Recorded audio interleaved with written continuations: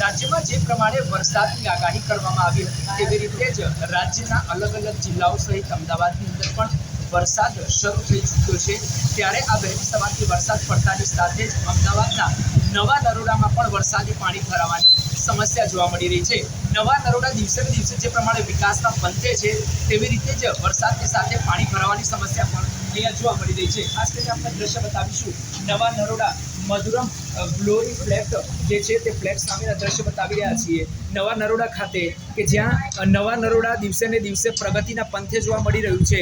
દિવસે ને દિવસે ફ્લેટ્સ હોય કે પછી ત્યાં ડેવલપમેન્ટનું કામગીરી હોય તમામ કામગીરી અત્યારે અહીંયા જોવા મળી રહી છે। ત્યારે એની સાથે જ વરસાદી પાણી ભરાવાની સમસ્યા યથાવત જોવા મળી રહી છે। તમે જોશો સામેનું જે રોડ છે ત્યાંથી લઈને આ ફ્લેટના તમામ રસ્તાઓ પર પાણી જોવા મળશે।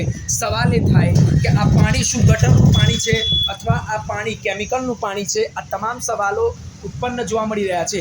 સામે એક જમીન દેખાઈ રહી છે, ત્યાં ખાલી માટીના ઢગલા કરી નાખવામાં આવ્યા છે। કોની જમીન છે, કેમ માટીના ઢગલા કરવામાં આવ્યા છે એ પણ એક સૌથી મોટો સવાલ છે, કારણ કે આ તમામ કામગીરી વચ્ચે મહત્વની વાત કહી શકાય કે આ એના કારણે પણ કદાચ એવું હોય કે જેથી કરીને પાણીની સમસ્યા, જે પાણીનું નિકાલ છે તે પાણીનું નિકાલ ક્યાંયથી થતું નથી જોવા મળી રહ્યું। કેટલાક લોકો અત્યારે આપણી સાથે છે, તેમની સાથે વાતચીત કરવાનો પ્રયત્ન કરીશું। શું કહેવા માંગશો? અહીંયા પાણી સમસ્યા છે, આ પાણી ભરાયેલું છે, નીકળવામાં કેવી તકલીફ પડી રહી છે? આ કેટલા સમયથી આ તકલીફ છે? બહુ ટાઈમથી છે, લગભગ 3-4 વર્ષ ઉપર થઈ ગયું છે। બહુ છે પાણી।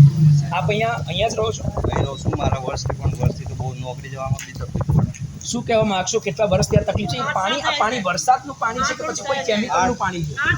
ગટરનું બી છે, ભેગું ગટરનું બી પાણી આવે છે।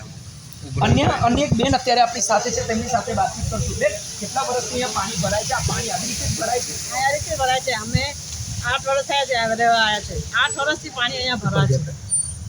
આ કેમિકલનું પાણી છે બેન કે ગટરનું પાણી છે? કઈ રીતનું પાણી છે? કેમિકલનું લાગે છે, કેમિકલનું છે પાણી। બેન, ફરિયાદ કરવામાં આવી છે કોઈ દર?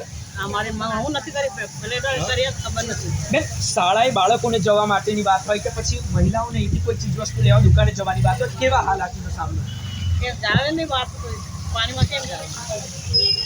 ચોક્કસથી તમામ જે સોસાયટીના રહીશો છે તેમને તકલીફો પડી રહી છે, પરંતુ નિકાલ કોઈ નથી। દ્રશ્યમાં આપણે બતાવીએ કે આ રિક્ષા અને બાઇક નીકળી રહ્યા છે, તમે જોઈ રહ્યા છો। આ ગટરનું પાણી છે, સાથે જ કેમિકલનું પાણી પણ મિક્સ થતું જોવા મળી રહ્યું છે।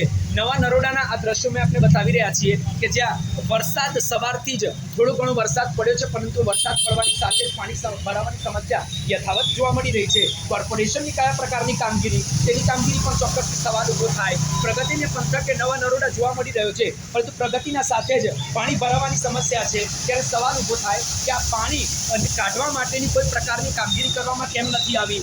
આ દ્રશ્ય જોઈને લાગી રહ્યું છે કે કોર્પોરેશન દ્વારા જો પ્રી મોન્સૂનની કામગીરી કરવામાં આવી હોય તો તે તદ્દન નિષ્ફળ જતી હોય તેવું આ દ્રશ્ય જોઈને લાગી રહ્યું છે।